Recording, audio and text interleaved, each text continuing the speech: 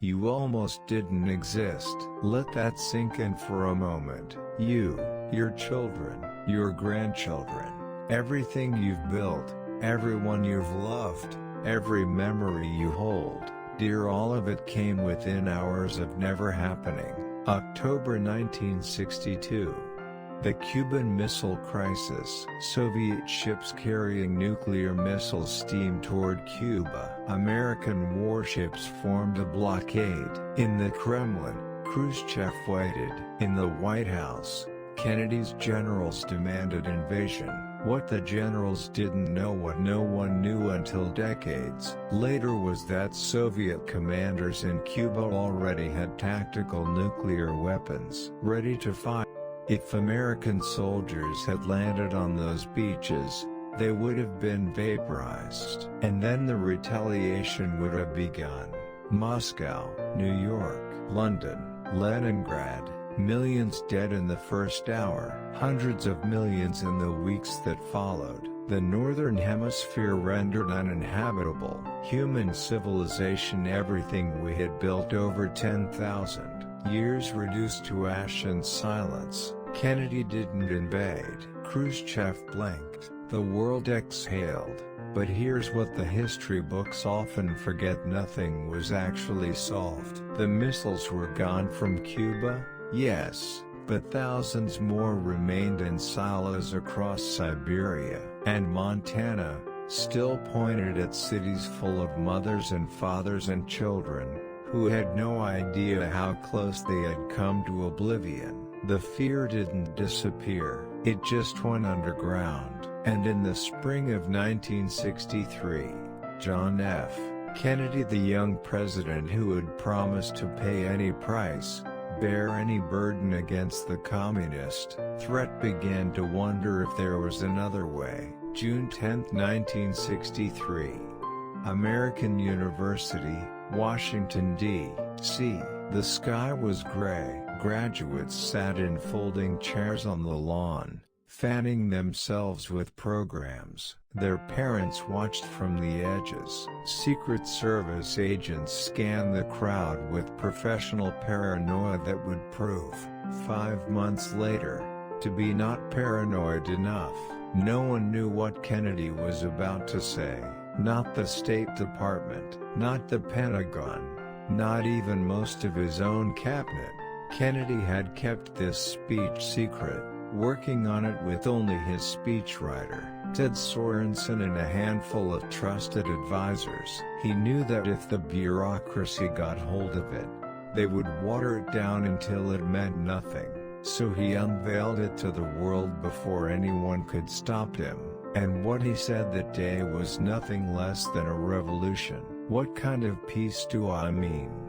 Kennedy asked. Not a Pax Americana enforced on the world by American weapons of war, not the peace of the grave or the security of the slave. I am talking about genuine peace, the kind of peace that makes life on earth worth living. Listen to that again. The kind of peace that makes life on earth worth living. This wasn't the language of Cold War strategy.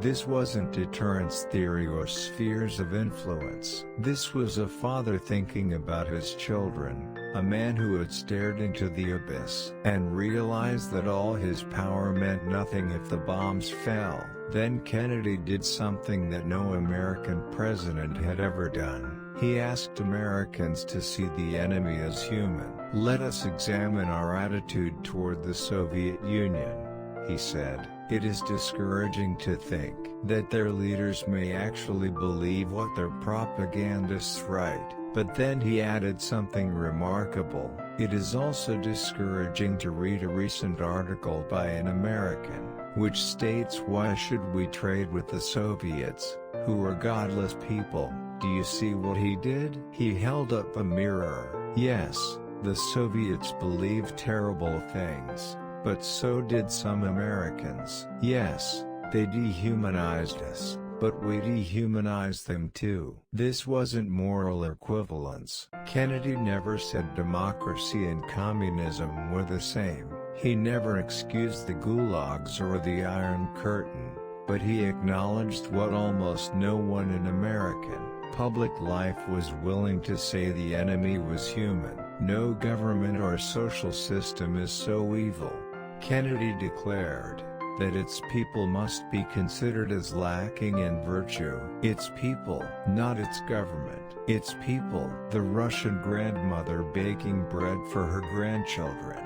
The factory worker coming home tired to eat dinner with his wife. The children in Moscow playing in parks, learning to read, dreaming of futures they might never see.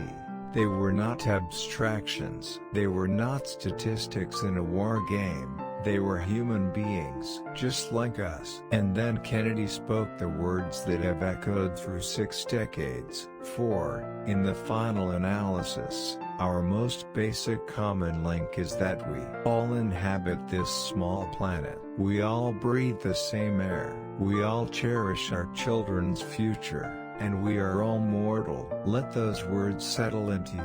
We all inhabit this small planet. From space, and in 1963, humanity was just beginning to see what Earth looked like from orbit. There are no borders, no dotted lines between nations, just a blue marble wrapped in a thin envelope of air, floating in infinite darkness. We all breathe the same air. The oxygen filling your lungs right now has been breathed before, by Lincoln, by Shakespeare, by the pharaohs. The same molecules that sustain you sustained your grandparents, and will sustain your grandchildren if we leave them a world worth inheriting.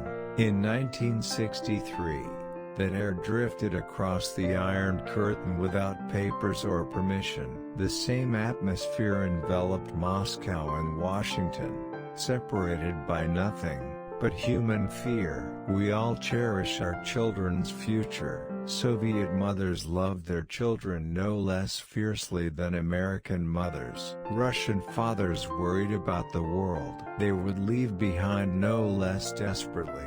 When you truly understand this in your gut, not just your head, the enemy becomes less of an enemy. How can you hate someone who wants the same thing you want? And we are all mortal. This is the deepest truth, the one that underlies everything else. Kennedy was mortal, more mortal than he knew. With only 5 months left to live, Khrushchev was mortal. The generals on both sides were mortal.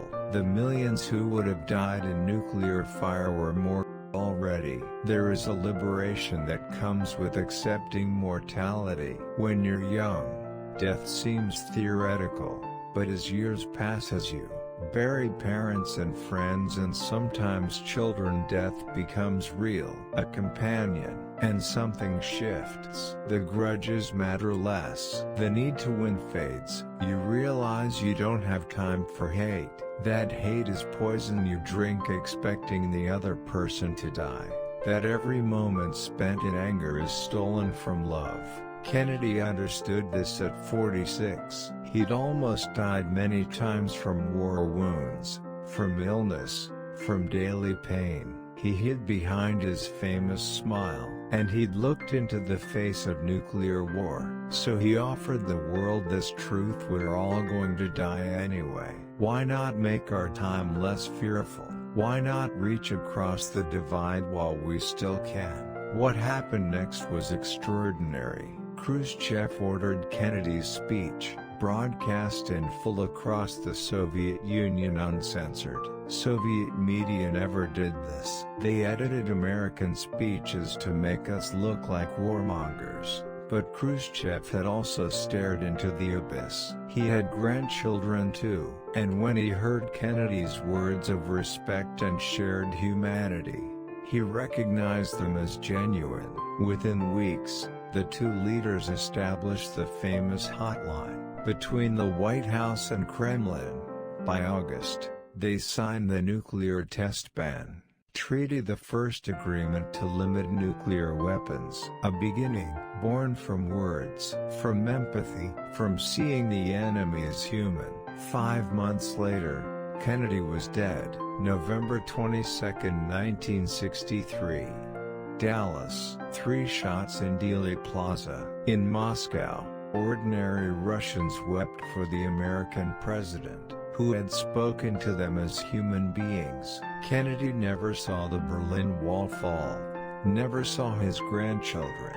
But his ideas survived. Ideas cannot be killed by bullets. Now I want to ask you something.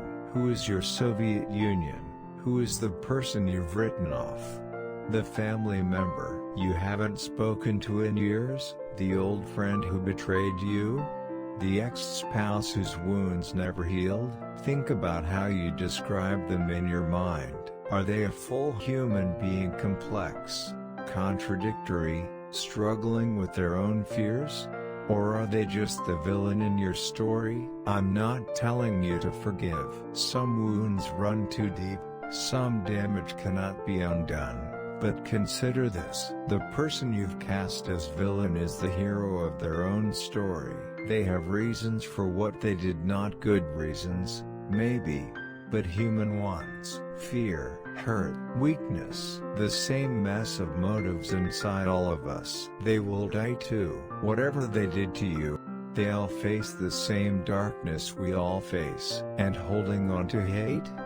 That's a hot coal you're gripping, waiting to throw, but you're the one getting burned. Kennedy said peace is not a destination, it's a process, a daily practice, a choice we make again and again. Peace between nations begins with peace between neighbors. Peace between neighbors begins with peace within families. Peace within families begins with peace within the human heart. So here's my final question. What peace can you make today? Not tomorrow, not when conditions are right. Today. What grudge can you release? What enemy can you see as human? What old wound can you finally let heal? You don't have to do it perfectly, you just have to begin. Because we are all mortal, and the clock is ticking, and the air we breathe connects us to every soul who has ever lived and every soul who ever will. Thank you for listening. May whatever time you have left be filled with the peace Kennedy dreamed of, the kind that makes life on Earth worth living. The end.